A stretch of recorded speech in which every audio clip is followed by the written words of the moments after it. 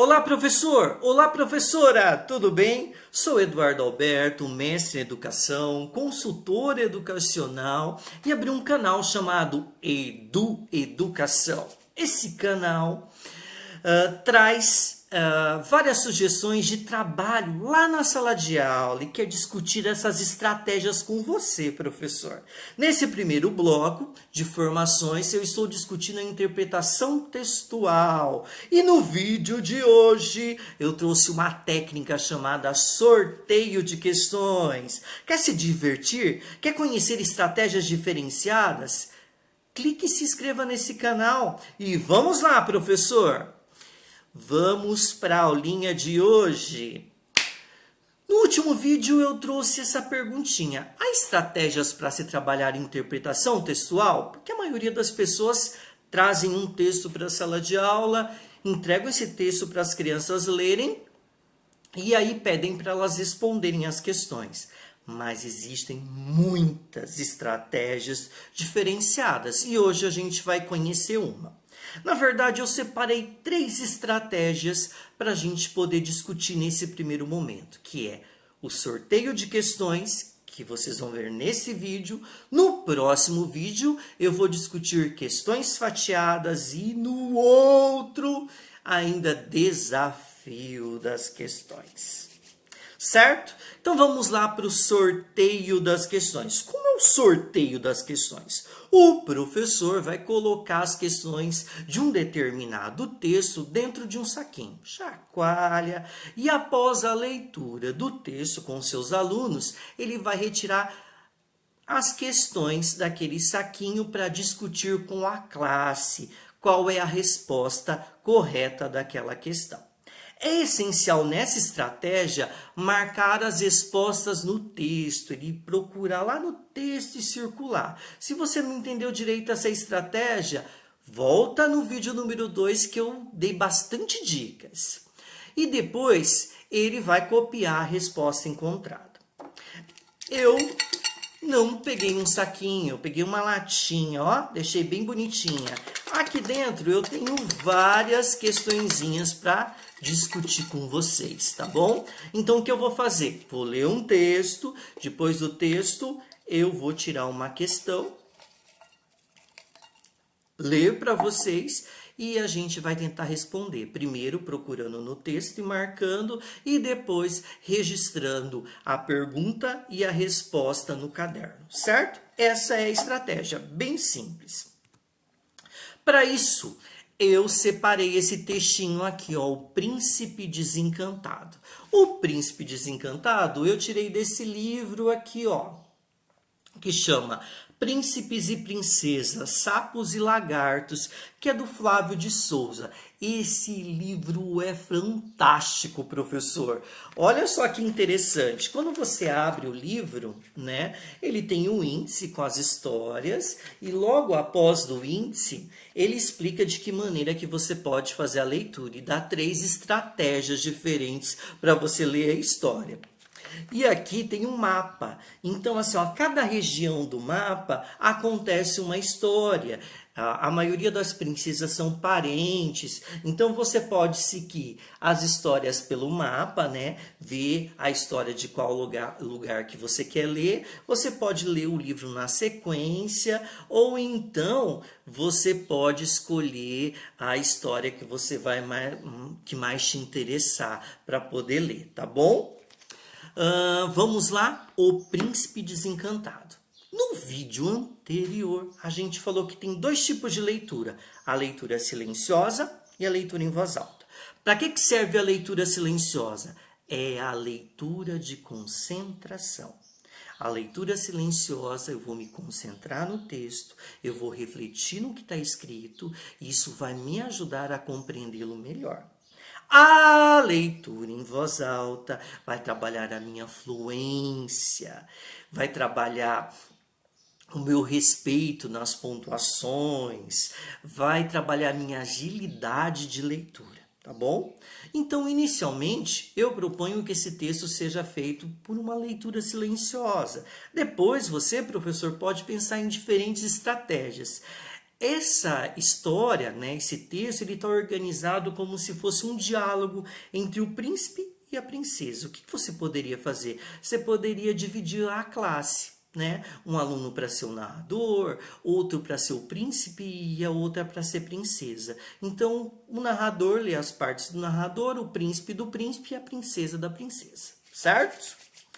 Então, vamos lá. Como a gente está eu só apresentando, eu vou ler a história aí para você conhecer e entender melhor, tá bom? O Príncipe Desencantado. O primeiro beijo foi dado por um príncipe numa princesa que estava dormindo encantada há 100 anos. Assim que foi beijada, ela acordou e começou a falar. Muito obrigada, querido príncipe. Você por acaso é solteiro? Sim, minha querida princesa. Então, nós temos que nos casar já. Você me beijou e foi na boca, afinal das contas, não fica bem, não é mesmo? É, querida princesa. Você tem um castelo? É claro. Tenho, princesa. E quantos quartos tem em seu castelo? Posso saber? 36. Só? Pequeno, hein? Mas não faz mal. Depois a gente faz umas reformas. Deixa eu pensar quantas amas eu vou ter que contratar. Umas 40 eu acho que dá. Tantas assim? Ora, meu caro, você não espera que eu vá gastar minhas unhas varrendo, lavando e passando, não é? Mais 40 amas? Ah, eu não quero saber. Eu não pedi para ninguém vir aqui me beijar e já vou avisando que quero umas roupas novas. As minhas devem estar fora de moda, afinal passaram 100 anos, não é mesmo? E quero uma carruagem de marfim, sapatinhos de cristal e joias, é claro. Eu quero anéis, pulseiras, colares, tiaras, coroas, cetros, pedras preciosas, semipreciosas, pepitas de ouro e discos de platina. Mas eu não sou o rei das Arábias, sou apenas um príncipe. Não me venha com desculpas esfarrapadas. Eu estava aqui dormindo e você veio e me beijou. Agora não vai querer que eu ande por aí com uma gata borralheira. Não, não e não. E outra vez não. E mais uma vez não. Tanto a princesa falou que o príncipe se arrependeu de ter ido até lá e a beijado. Então teve uma ideia, esperou a princesa ficar distraída, se jogou sobre ela e deu outro beijo, bem forte. Opa! A princesa caiu imediatamente em sono profundo e dizem que até hoje está lá, adormecida. Parece que a notícia se espalhou e os príncipes passam correndo pela frente do castelo onde ela dorme, assobiando e olhando para o outro lado. Gostaram do texto? É muito gostoso de ler, assim como outras histórias desse livro do Flávio de Souza. E a estratégia que a gente vai fazer, sorteio das questões, né? Ela tem um foco de um trabalho coletivo. Então, você tem aqui a sua latinha com as questões e aí é o momento você tirar a questão do seu potinho, tá? Escolhi uma questão, peguei aí e a gente vai tentar responder. E a questão diz assim, ó. O que o príncipe quis dizer ao declarar que não era o rei das Arábias? Olha que interessante. Ela está nesse parágrafo bem no comecinho, ó. Mas eu não sou o rei das Arábias, sou apenas um príncipe. Isso é uma questão implícita, né? Se eu fosse marcar no texto, eu teria que marcar essa parte. Mas o que o príncipe quer dizer que ele não é o rei das Arábias? É isso que a gente tem que trazer para a discussão na sala de aula, né? A Arábia é uma região onde tem muito petróleo. Ele quis dizer que ele não é tão rico assim, né? Ele é apenas um príncipe. Então, a gente faz a marcação nessa parte aí e a gente tem que fazer essa inferência. A criança precisa compreender isso. Agora é o momento de pegar outra questão. A outra questão, ó. A quais contos de fada esse texto faz referência? Comente. Ó, se a gente for parar para pensar, ele na verdade é uma questão explícita, não é? Porque ele faz referência de algumas histórias dos contos de fada, né? Então, olha, logo no comecinho, no primeiro parágrafo diz assim, ó, fala assim, ó, o primeiro beijo foi dado por um príncipe numa princesa que estava dormindo encantada há 100 anos. Quem ficou dormindo 100 anos? Foi a Bela Adormecida. Então, é uma questão explícita. Só essa história que parece? Não. Tem uma outra parte que nos chama a atenção. Quando ela fala... Deixa eu ver se eu pego aqui. Nessa parte mesmo. Ó, no segundo parágrafo dessa página diz assim, ó, não me venha com desculpas esfarrapadas, eu estava aqui dormindo e você veio e me beijou. E agora não vai querer que eu ande por aí como uma gata borralheira. Quem que é gata borralheira? A gata borralheira, quando a gente vai observar os contos de fada, é a Cinderela. Também é uma questão explícita. E ela não tem só isso não, né? Porque quando ela pede as coisas, né, lá no final dessa página tem, ó, eu quero anéis, pulseiras, colares, tiaras, coroas, cedros, pedras preciosas, semipreciosas. Não é nessa.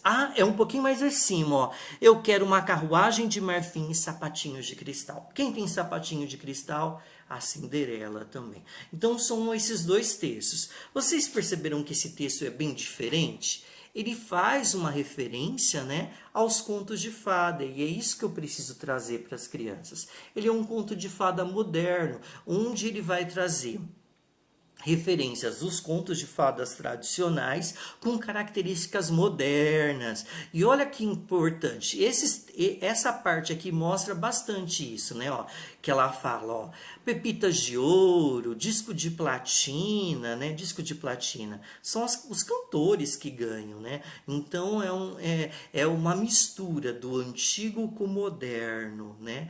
Os contos de fada moderno, ele traz essa característica, essa brincadeira, né?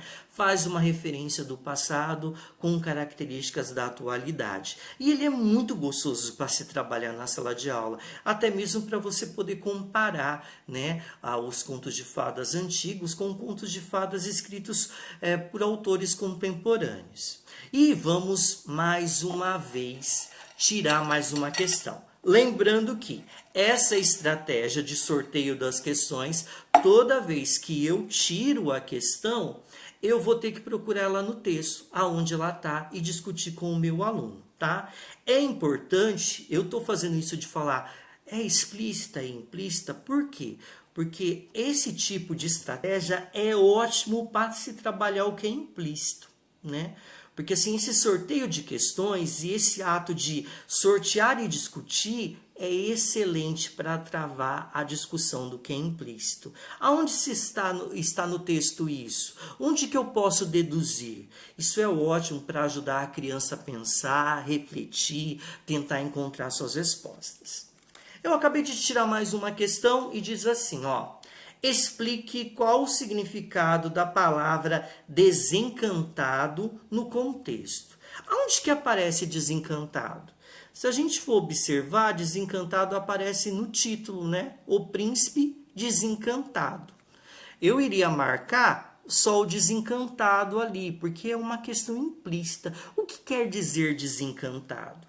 Nessa questão você poderia pedir para as crianças procurar, para ver se tem no dicionário, para eles dizerem o que eles pensam sobre a palavra desencantado e trazer para a discussão isso, desencantado, ele perdeu o encanto por ela, né? Ele veio procurar para beijar ela, para poder casar com a princesa, mas ela fez tantas exigências que ele perdeu a vontade de casar com ela, né? De querer ela. Tanto que ele beijou ela para ela adormecer novamente. É isso que a gente tem que discutir para eles chegarem nessa reflexão. Porém, eu não posso esquecer. Eu não posso trazer isso para o aluno logo de cara, dizer. Eu só tenho que instigar. O meu papel, através da estratégia do PIFA, né, que eu já discuti nos outros vídeos, é fazer isso. Eu tenho que trazer reflexões, eu tenho que instigar ele até ele chegar a essa conclusão. Então eu vou fazendo várias perguntas. Então eu posso começar, procurando o dicionário. Tem a palavra desencantado? Desencantado. Vim de que palavra? Encantado. O que é uma pessoa encantada? E vai deixando as crianças falar o que é desencantado, até as crianças chegarem nessa conclusão, tá bom? Como eu estava falando aí em relação ao PIFA, é uma estratégia que você, professor, pode utilizar na sala de aula. O que é o PIFA? Eu vou pensar em processos de intervenção e também vou pensar em facilitadores da aprendizagem do meu aluno. Então, o PIFA, para esse texto, eu posso pensar em estratégias antes da leitura e estratégias após a minha leitura. O que eu aconselho fazer? Antes da leitura, eu pensar iniciar com uma leitura silenciosa, porque eu quero trabalhar a concentração do meu aluno. Depois, eu posso dividir os alunos em trios. Um vai ser o narrador, um vai ser o príncipe e outra a princesa. E vou deixar as crianças lerem entre si os trios, brincarem com essa leitura de forma teatral, tá? Isso é muito gostoso de se fazer na sala de aula. Terceira estratégia, eu posso discutir com a classe o gênero textual, as características principais desse conto de fada moderno. E fazer um comparativo com os contos de fada antigos, tá? Isso é muito bom. E mais uma outra coisa que eu aconselho é apresentar de onde você trouxe, né? O texto que foi desse livro, apresentar o autor. Flávio de Souza tem muitas histórias fazendo referência aos contos de fada, né? E é bem gostoso de você estar aí trabalhando e explorando na sala de aula. Agora, o que eu posso fazer nessa estratégia de PIFA? Após a leitura, eu vou sortear as questões, né? E vou fazer uma discussão de forma oral. Na verdade, eu vou instigar sempre o meu aluno e fazer com que eles cheguem nessa resposta. Outra coisa, a cada questões as crianças devem procurar lá no texto e fazer marcações, que é o estudo do texto, né? Eu não só ver o texto como algo que eu li e já respondo. É um lugar onde eu faço marcações, né? Que eu tento encontrar as respostas lá. Isso me dá um apoio.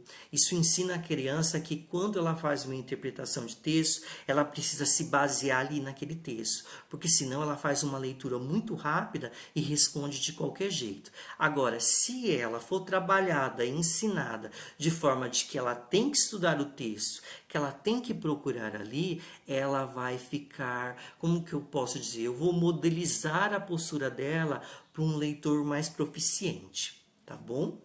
Outra coisa, eu discuti com as crianças cada resposta encontrada, né? E depois da discussão, aí que eu vou poder copiar a questão e eu vou poder responder no meu caderno, certo?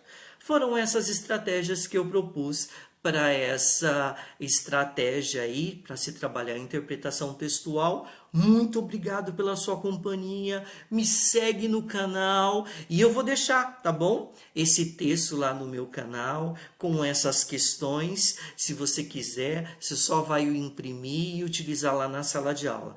Tchau, professor, e até o próximo vídeo!